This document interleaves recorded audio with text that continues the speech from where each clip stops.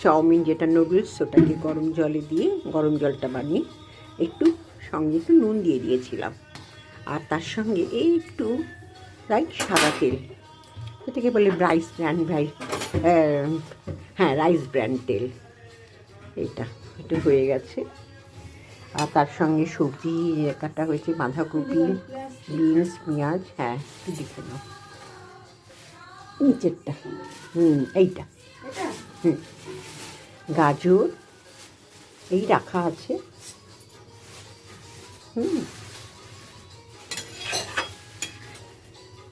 আর বোধহয় শুনতে পাচ্ছেন হনুমানজির গান হচ্ছে।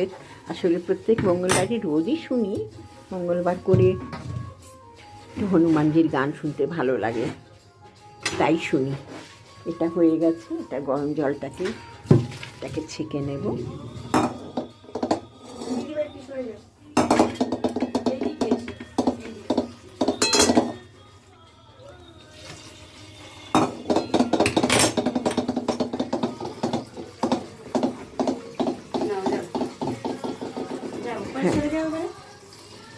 তারপরে ওই আর কি গরম জলটাকে একটু গরম জল দিয়ে এটাকে একটু ঠিক করে নিলাম।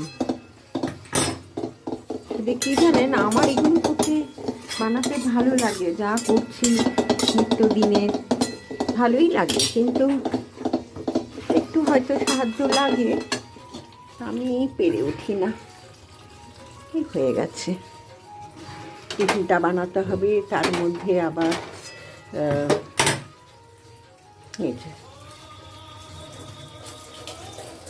এই জলে একটু ঝরঝরে করে নিলাম। ঝরঝরে করে নিলে তাহলে কী হবে, চাউমিনটা একটু ঝরঝরে হয়ে যাবে। এবারে পেঁয়াজ ভাজবো, আজকে আবার ডিম নেই, নিয়ে করবো। ব্যাপারটা খুবই সাধারণ সামান্য, কিন্তু নিজের কেন জানি না ইচ্ছে করে যে নিজে একটু করে করছি।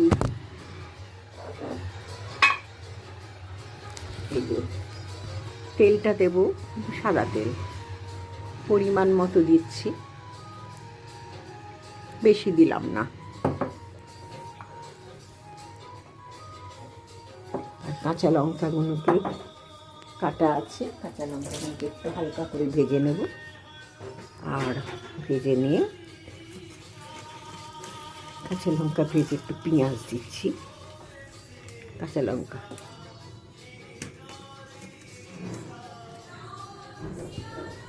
শুনতে পাচ্ছেন তো হনুমানজির ভজন? আমি আসলে না জানেন, কাজ করতে করতে গান শুনি, এটা আমার একটা ভালো লাগা, অন্যতম ভালো লাগা। এই যে পেঁয়াজটা দিলাম পরিমাণ মতো, আর একটু কী করবো, একটু লঙ্কা কাটা হয়নি তো, কাঁচা লঙ্কা দিতে হবে তো। কাঁচা লঙ্কাটা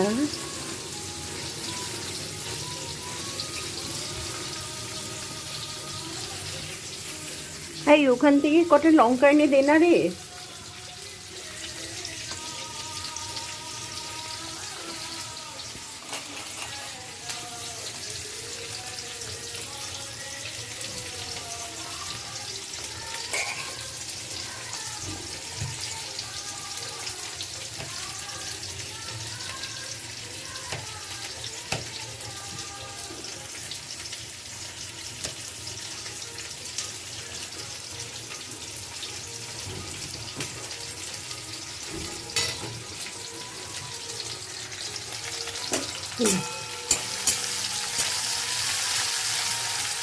পেঁয়াজটা ভাজা হলো, পেঁয়াজ ভাজাটাকে কী করবো, বেশি পেঁয়াজটা ভাজবো না, কিন্তু সাধারণত আমাদের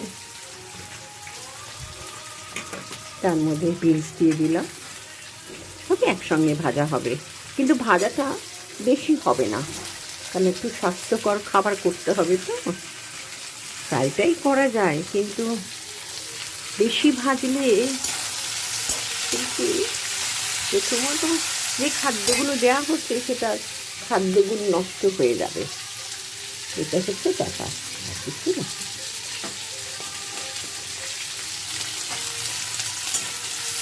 জানেন তো, অন্যান্য অনেক কাজের মধ্যে, যেমন নাকি আসন সেলাই করা, উল বোনা, সোয়েটার, ব্লাউজ, এসব করার সঙ্গে সঙ্গে আমার আর একটা হবি হলো রান্না করা।